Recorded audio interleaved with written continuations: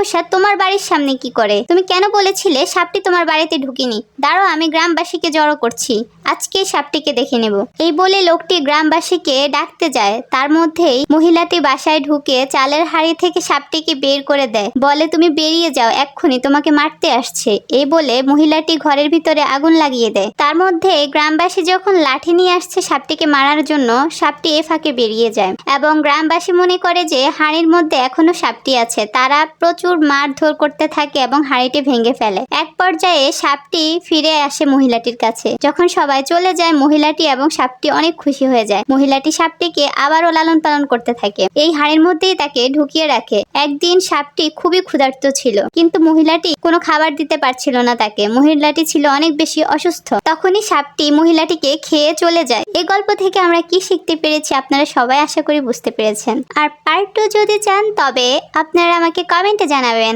এবং সাবস্ক্রাইব করতে ভুলবেন না।